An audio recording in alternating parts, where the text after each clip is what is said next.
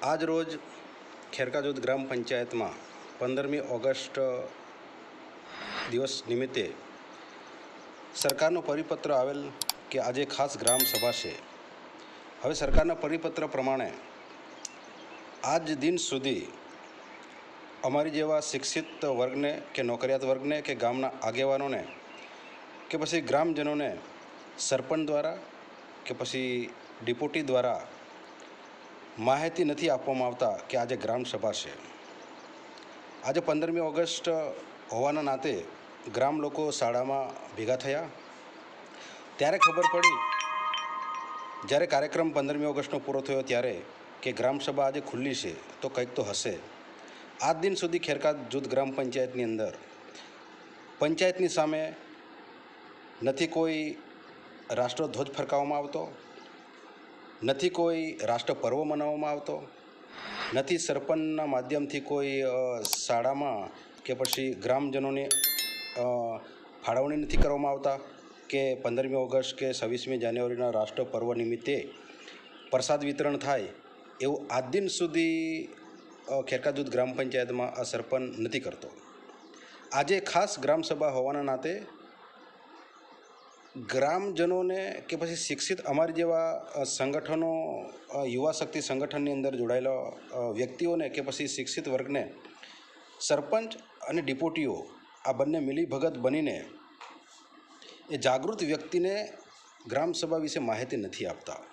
એનું એક જ કારણ કે જાગૃત વ્યક્તિ જો ગ્રામસભામાં બેસે અને પ્રશ્નો કરે તો એમને જવાબ આપવાનો અઘરો પડી જાય છે. કારણ કે પૂરેપૂરું કામગીરી એ સરપંચ કે ડિપ્યુટી કરતા નથી અને આના કારણે તેમને ગ્રામજનોમાં જે શિક્ષિત વર્ગ છે તેને ગ્રામસભા કે મિટિંગની માહિતી નથી આપતા.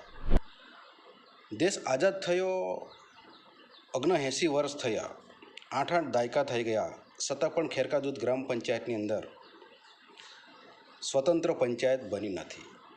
પંચાયતની અંદર આ દિન સુધી રાષ્ટ્રધ્વજ ફરકાવવામાં નથી આવ્યો કે પછી ગ્રામજનોને તે લોકો અંધારામાં રાખવા માંગે છે, અજ્ઞાનતામાં રાખવા માંગે છે, જાગૃત નથી થવા દેવા માંગતા. આ તેમનો મુખ્ય સરપંચનો હેતુ છે. કારણ કે જનતા કે પછી ગ્રામજનો જાગૃત થઈ જાય તો વિકાસના કામોથી લઈને વિકાસની માહિતી માંગે અને તેની સામે બોલે, એટલે આ લોકો જનતા કે ગ્રામજનોને જાગૃત નથી થવા દેવા માંગતા. આ તેમનો મૂળ હેતુ રહેલો છે. ખેરકાજૂદ ગ્રામ પંચાયતની અંદર જે રાઠવા વિનુભાઈ સરપંચ છે, હાલમાં તેઓ રંગપુરના છે, પરંતુ તેઓનો અનેક એક જ સભાઓને પણ દરેક અત્યાર સુધીની ગ્રામસભા સામાન્ય સભાઓમાં તે સભ્યોને પણ પૂરેપૂરો સભ્યોની પણ હાજરી નથી રહેતી.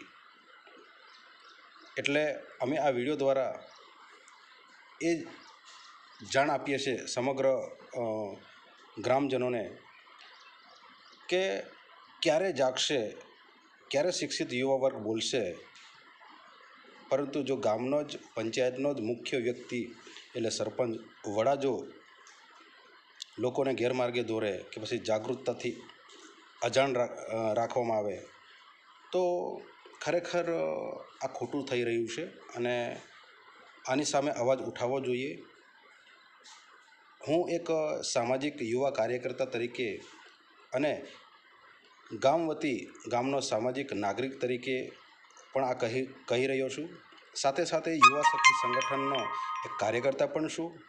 સાથે સાથે સર્વ સમાજ સેના વતી હું શિક્ષણ એ જ કલ્યાણના માધ્યમથી તાલુકા પ્રમુખ પણ છું.